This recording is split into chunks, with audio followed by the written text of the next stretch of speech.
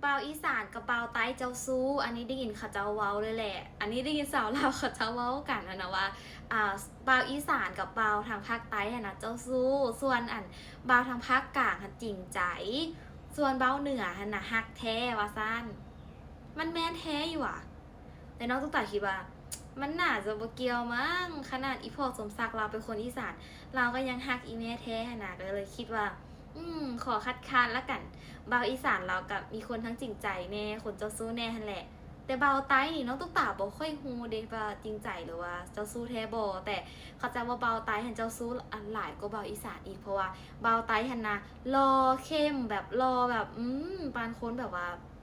ปานคนแบบอีหยังก็ทางใต้กับไทยติดกับอีหยังว่าแหละรอไปทางพุ้นเลยแหละ